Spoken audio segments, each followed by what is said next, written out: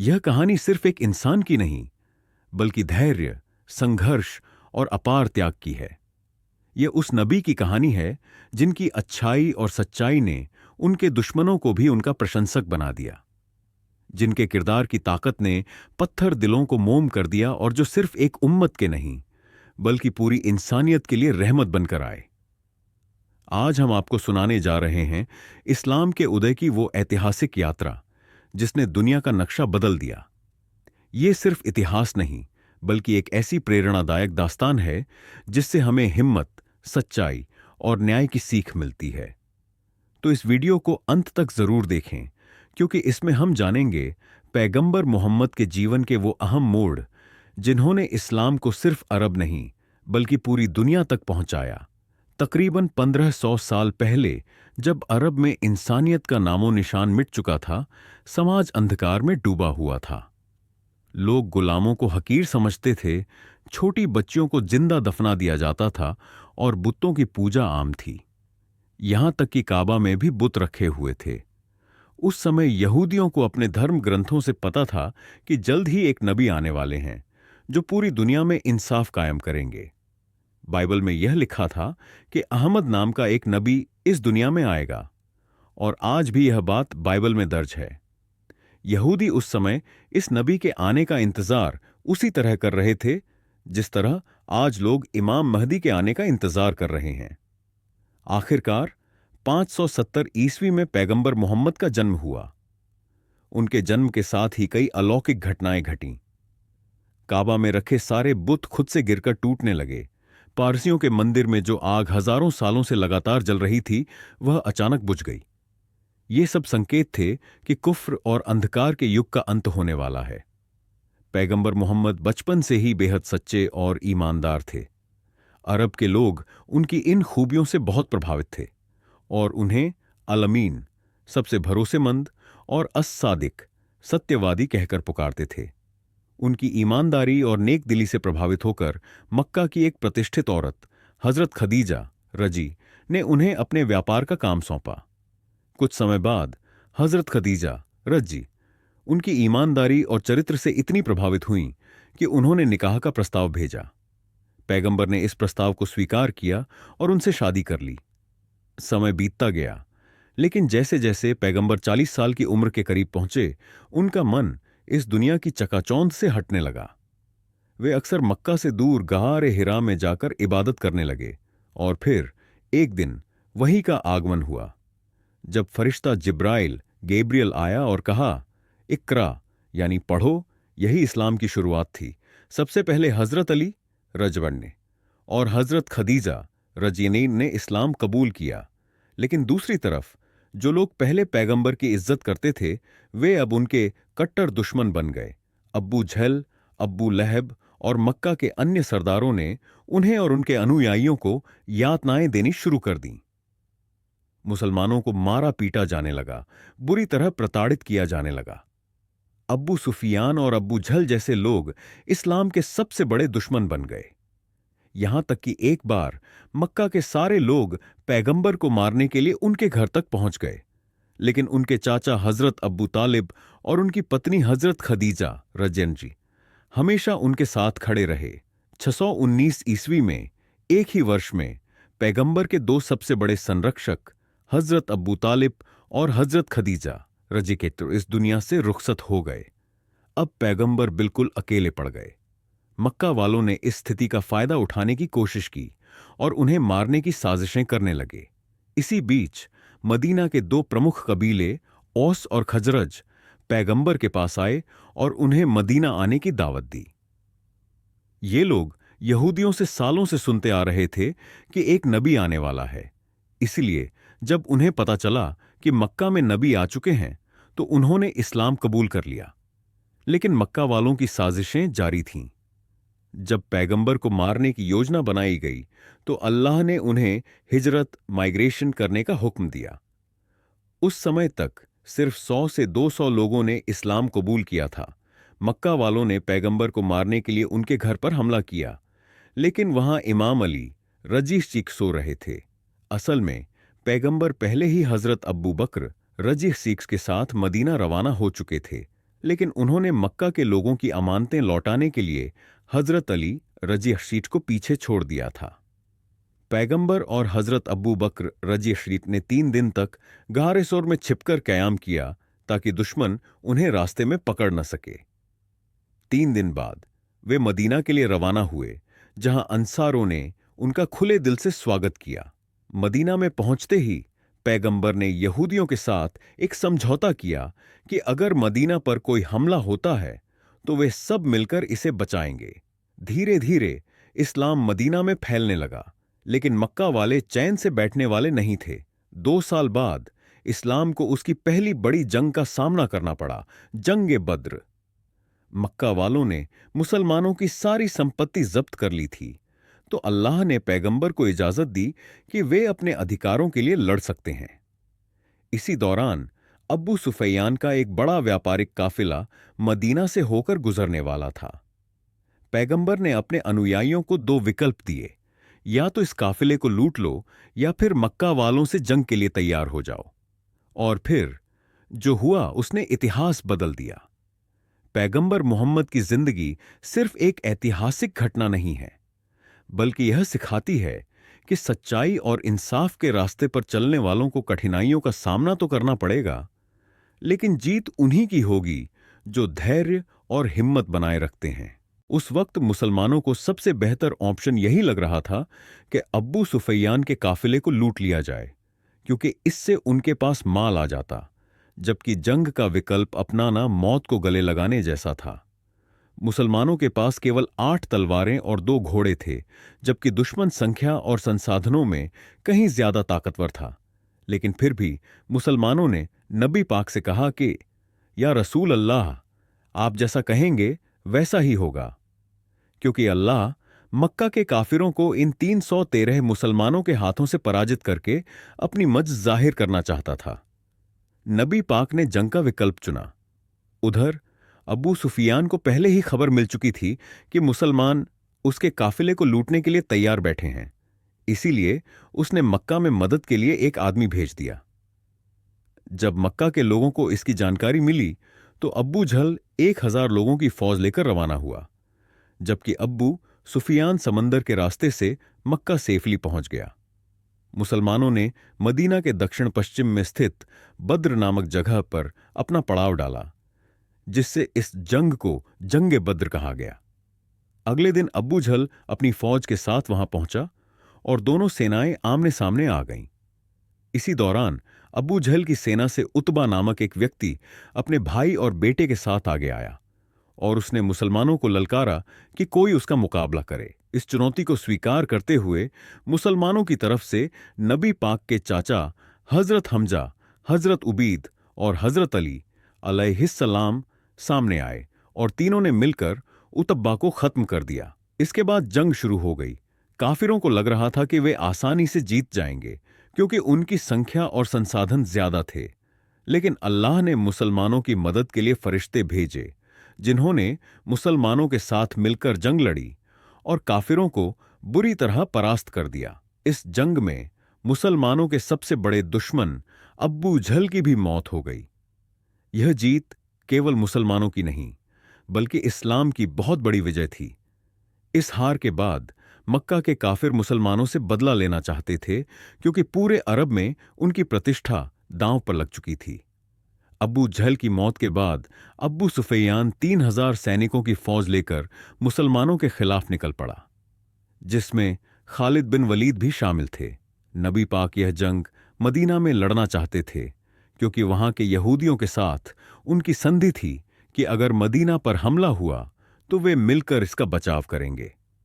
इससे मुसलमानों को फायदा मिलता, लेकिन अधिकांश सहाबा ने मदीना के बाहर रेगिस्तान में जंग लड़ने का फैसला किया। नबी पाक ने उनकी राय मान ली और 1000 मुसलमानों की सेना 3000 काफिरों के मुकाबले में उतरी। यह संघर्ष ओहद पहाड़ के पास हुआ, जिसे जंगे ओहद के नाम से जाना गया। जंग शुरू होने से पहले एक मुनाफिक अब्दुल्लाह इब्ने उब 300 लोगों को लेकर जंग छोड़कर चला गया, जिससे मुसलमानों की संख्या घटकर केवल 700 रह गई। नबी पाक ने एक रणनीति अपनाई और 50 तीरंदाजों को ओहद पहाड़ की बैकसाइड पर तैनात किया और सख्त हुक्म दिया कि वे अपनी जगह न छोड़ें, चाहे कुछ भी हो जाए। जंग शुरू हुई और मुसलमानों ने बहादुरी से मुकाबला किया, जिससे काफिर पीछे हटने लगे। यह देखकर पहाड़ पर तैनात 50 में से 35 तीरंदाजों को लगा कि मुसलमान जीत चुके हैं और वे माले गनीमत लेने के लिए नीचे उतर आए। इसी मौके का फायदा उठाकर खालिद बिन वलीद ने पहाड़ के पीछे से मुसलमानों पर हमला कर दिया। अब मुसलमान दोनों तरफ से दुश्मनों के बीच फंस चुके थे और बड़ी संख्या में शहीद होने लगे। इसी दौरान नब्बी पाक के दांत मुबारक शहीद हो गए, जिससे अफवाह फैल गई कि नब्बी पाक शहीद हो गए हैं। ये सुनते ही कई सहाबा जंग छोड़कर भागने लगे, यहां तक कि हजरत उस्मान और हजरत उमर जैसे सहाबी भी पीछे हट गए। लेकिन केवल 12 लोग नबी पाक के साथ डटे रहे, जिनमें इमाम अली अलैहिस्सलाम और साद बिन अबी वक्कास जैसे बहादुर सहाबा शामिल थे। बचे हुए मुसलमान पहाड़ पर चढ़ गए, जिससे अब्बू सुफियान की फौज ने पीछे हटने का फैसला किया। जब वे लौटने लगे तो नबी पाक ने इमाम अली अलैहिस्सलाम और कुछ अन्य सहाबा को उनके पीछे भेजा ताकि वे पलटकर हमला न कर सकें। इन बहादुर साहबा ने जबरदस्त हिम्मत दिखाई, जिसकी अल्लाह ने कुरान में भी तारीफ की है। इस जंग में मुसलमानों को भारी नुकसान हुआ और नबी पाक के चाचा हजरत हमजा रजदी शहीद हो गए, जो मुसलमानों की सेना के मुख्य सेनापति थे। ओहद की जंग के बाद अब्बू सुफियान ने मुसलमानों को खत्म करने की आखिरी कोशिश की। उसने अरब के कई बड़े कबीलों को अपने साथ मिलाया ताकि इस बार एक विशाल सेना के साथ मुसलमानों को कुचल दिया जाए। उसने 10,000 का लश्कर तैयार किया, जबकि मुसलमानों की कुल संख्या सिर्फ 3,000 थी। उधर नबी पाक को भी इस साजिश की जानकारी मिल चुकी थी, इसीलिए उन्होंने सहाबा से सलाह मशविरा किया। उस समय एक सहाबी हजरत सुलेमान फारसी, जो पर्शिया से मदीना आए थे, उन्होंने सुझाव दिया कि पर्शिया में दुश्मनों से बचने के लिए खंदक, गहरी खाई खोदी जाती है, जिससे वे हम तक नहीं पहुंच सकते और हम उन पर तीरों से हमला कर सकते हैं। नबी पाक को यह रणनीति पसंद आई और उन्होंने मदीना के सामने खंदक खोदने का फैसला किया, क्योंकि मदीना बाकी 3 तरफ से पहाड़ों से घिरा हुआ था। मुसलमानों ने खंदक खोदना शुरू कर दिया, लेकिन यह उनके लिए बेहद मुश्किल काम था, क्योंकि मदीना एक पहाड़ी इलाका था और वहां खुदाई आसान नहीं थी। इसके बावजूद वे पूरी ताकत से जुटे रहे। खुदाई के दौरान एक बड़ा पत्थर आ गया, जिसे हजरत सलमान फारसी रजी तोड़ने में असमर्थ थे। जब यह बात नबी अलैहिस्सलाम को बताई गई तो वे खुद वहां आए और 3 बार हथौड़ा मारकर पत्थर को चकनाचूर कर दिया। इसी दौरान नबी अलैहिस्सलाम को एक रोशनी दिखाई दी और उन्होंने फरमाया कि पहली बार जब रोशनी दिखाई दी तो अल्लाह ने मुझे रोम अता किया, दूसरी बार पर्शिया और तीसरी बार यमन। यह सुनकर मुनाफिक हैरान रह गए, क्योंकि उस समय रोमन और पर्शियन साम्राज्य दुनिया की सुपर पावर थे। यह जंग मुसलमानों के लिए बहुत कठिन परीक्षा थी, खासकर जंगे ओहद के बाद, जब वे पहले ही भारी नुकसान झेल चुके थे। अब एक बार फिर 10,000 की सेना मुसलमानों को मिटाने के लिए बढ़ रही थी, जबकि मुसलमान केवल 3,000 थे। जब दुश्मन की फौज मदीना पहुंची तो खंदक देखकर हैरान रह गई, क्योंकि उन्हें इसकी बिल्कुल भी उम्मीद नहीं थी। उनके पास कोई दूसरा रास्ता न था, इसलिए उन्होंने खंदक के सामने पड़ाव डाल दिया। लेकिन उनमें से एक योद्धा अमर बिन अब्दे वद, जो पूरे अरब में अपनी बहादुरी के लिए मशहूर था, खंदक पार कर मुसलमानों के सामने आ गया और चुनौती देने लगा। उसने कहा कि मुसलमान दावा करते हैं कि मरने के बाद वे सीधे जन्नत में जाएंगे, तो आकर मुकाबला करें। लेकिन 3,000 की सेना में कोई भी उससे लड़ने के लिए आगे नहीं आया, सिवाय 27 साल के इमाम अली के। जब उन्होंने नबी सल्लल्लाहु अलैहि वसल्लम से अनुमति मांगी तो पहले 2 बार उन्हें बैठा दिया गया, लेकिन जब तीसरी बार अमर ने चुनौती दी तो नबी अलैहिस्सलाम ने इमाम अली को आगे भेजा। अमर, जो इमाम अली के वालिद अब्बू तालिब का दोस्त था, ने पहले तो लड़ने से इनकार कर दिया, लेकिन जब इमाम अली ने उसे 3 शर्तें दीं, इस्लाम कबूल करना, जंग छोड़ देना या फिर मुकाबला करना, तो वह क्रोधित हो गया और हमला कर दिया। इमाम अली ने एक ही वार में उसे खत्म कर दिया, जिससे पूरी सेना हैरान रह गई। इसके बाद काफिरों ने दोबारा खंदक पार करने की हिम्मत नहीं की। अल्लाह ने तेज आंधी भेजी, जिससे दुश्मनों के खेमे उड़ गए और उन्हें भारी नुकसान हुआ। लेकिन काफिरों ने एक नई चाल चली और मदीना में मौजूद यहूदियों को अपने साथ मिला लिया, जो पहले मुसलमानों के साथ समझौता कर चुके थे। उन्होंने यहूदियों से मदीना में दाखिल होने का रास्ता मांगा, जिससे मुसलमानों की मुश्किलें और बढ़ गईं। अब न सिर्फ उनकी बल्कि उनके परिवारों की जान भी खतरे में थी। इसी वक्त अल्लाह ने एक और करिश्मा दिखाया। नोएम बिन मसूद नाम के एक व्यक्ति ने इस्लाम कबूल कर लिया और नबी सल्लल्लाहु अलैहि वसल्लम के पास आकर कहा कि यह बात किसी को न बताई जाए। उसने एक योजना बनाई और पहले यहूदियों को समझाया कि अगर जंग न हुई तो मक्का के लोग उन्हें अकेला छोड़कर भाग जाएंगे, जिससे उनकी मौत तय है। उसने उन्हें सुझाव दिया कि वे दुश्मनों से उनके 8 सरदारों को गारंटी के तौर पर मांगें। फिर वह दुश्मनों के पास गया और उन्हें झूठा यकीन दिलाया कि मदीना के यहूदी मोहम्मद के साथ मिले हुए हैं और वे मोहम्मद को ट्रस्ट दिखाने के लिए उनके 8 सरदार मांगेंगे। जब यहूदियों ने काफिरों से उनके 8 सरदार मांगे तो उन्होंने इनकार कर दिया, जिससे उनकी डील टूट गई और वे अलग थलग पड़ गए। इसके बाद आंधी के कारण उन्हें और नुकसान हुआ, उनका खाना खत्म हो गया और अंततः वे पीछे हट गए। जब काफिरों का लश्कर वापस चला गया तो नबी अलैहिस्सलाम अपनी झिरह उतारने लगे, लेकिन तभी हजरत जिब्राइल आए और फरमाया कि यहूदियों से बदला लेना अभी बाकी है। इस पर नबी अलैहिस्सलाम ने इमाम अली अलैहिस्सलाम की क़यादत में एक फौज रवाना की और फरमाया कि असर की नमाज वहीं पढ़ी जाएगी। जब मुसलमान यहूदियों के पास पहुंचे तो यहूदियों ने नबी अलैहिस्सलाम से कहा कि उन्हें आपका फैसला कबूल है, लेकिन वे चाहते हैं कि साद बिन मुआज उनके खिलाफ फैसला करें, क्योंकि वे उन्हें जानते थे। साद बिन मुआज ने उनकी अपनी किताब तौरा के अनुसार फैसला किया, जिसमें गद्दारी की सजा मौत थी। इस फैसले के तहत हजारों यहूदियों को कत्ल कर दिया गया, लेकिन उनके बच्चों और औरतों को बख्श दिया गया।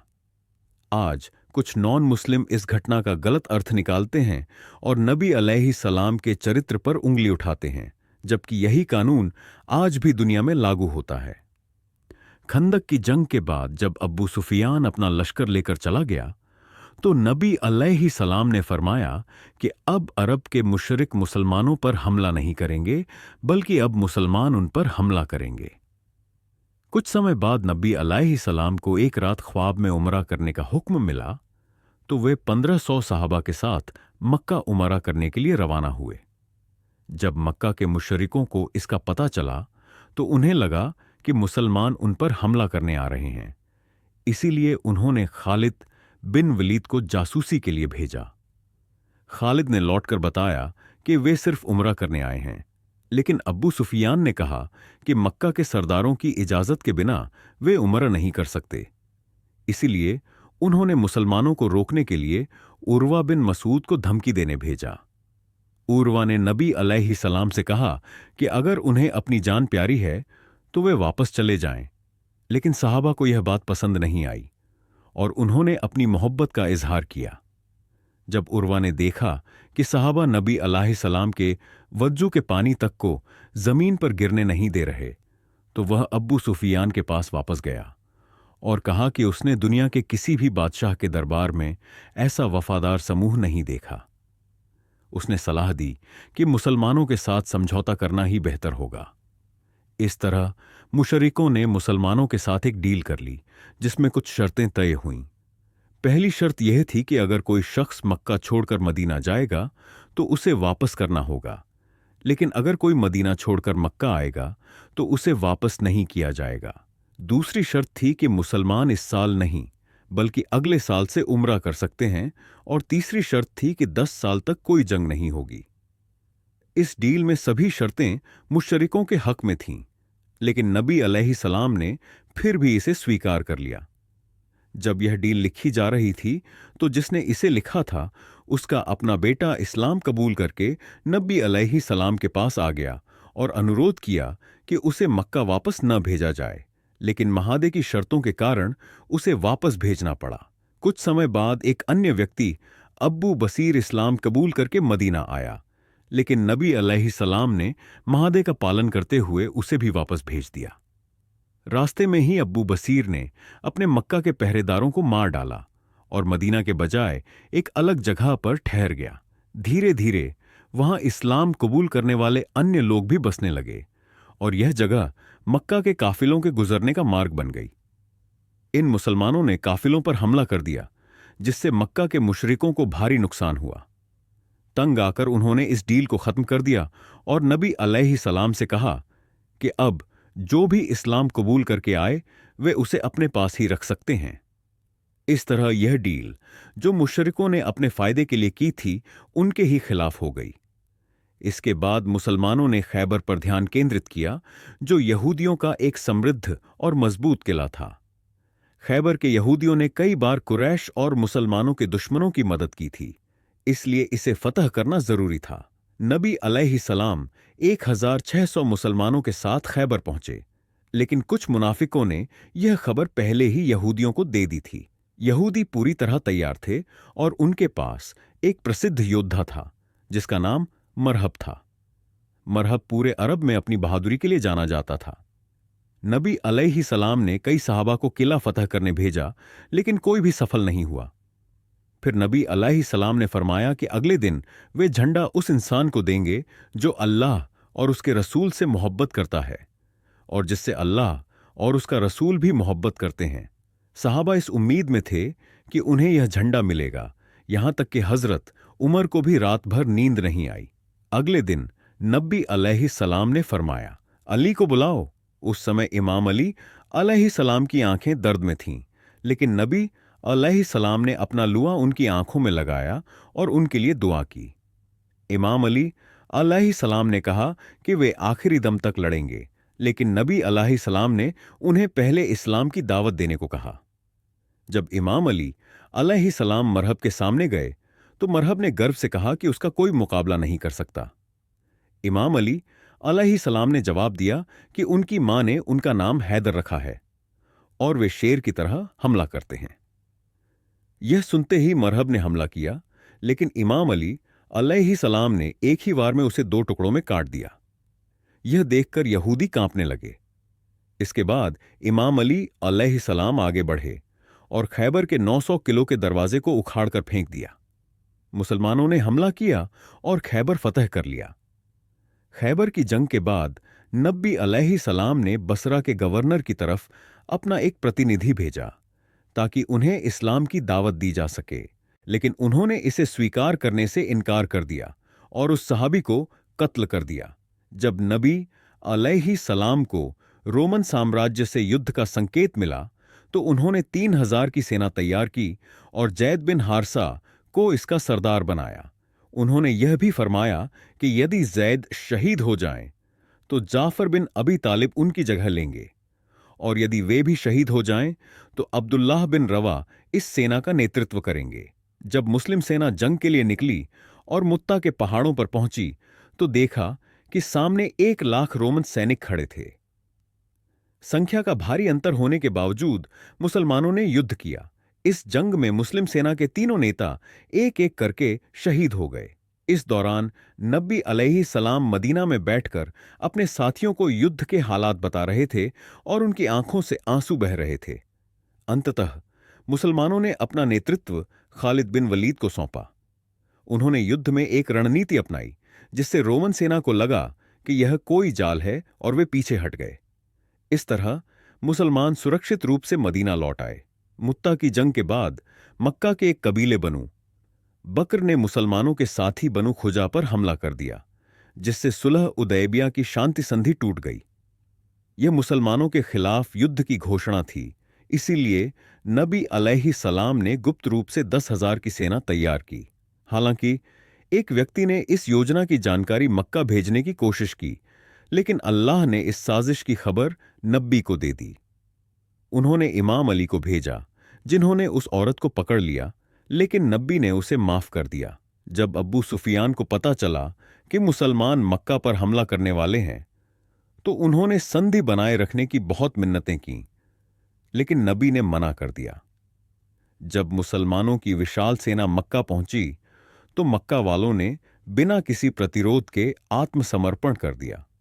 नबी अलैहि सलाम ने अधिकांश लोगों को माफ कर दिया और इस तरह मक्का बिना ज्यादा खून बहाए फतह हो गया। मक्का फतह के बाद अरब के कुछ कबीले मुसलमानों की बढ़ती ताकत से डरने लगे, विशेष रूप से ताइफ के हवाजन और स्कीफ कबीले। उन्होंने मुसलमानों पर हमला करने की योजना बनाई, जिसके जवाब में नबी अलैहि सलाम ने 12,000 की सेना के साथ ताइफ का रुख किया। इस युद्ध को जंगे हुनैन कहा जाता है, क्योंकि यह हुनैन नामक पहाड़ों के बीच लड़ा गया था। कुछ मुसलमानों ने अपनी विशाल संख्या पर घमंड किया और कहा कि वे आसानी से जीत जाएंगे। अल्लाह को उनका यह घमंड पसंद नहीं आया और जब युद्ध शुरू हुआ तो काफिरों ने इतनी जबरदस्त मार की कि अधिकांश मुसलमान मैदान छोड़कर भाग खड़े हुए। केवल 80 लोग नबी अलैहि सलाम के साथ रहे।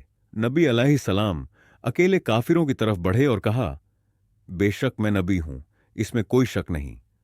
मैं अब्बू तालिब का बेटा हूं। उन्होंने अपने हाथों से मिट्टी उठाकर काफिरों की तरफ फेंकी, जिससे वे अंधे हो गए और मुसलमानों ने युद्ध जीत लिया। इस जंग के बाद मुसलमानों को बहुत सा माले गनीमत मिला।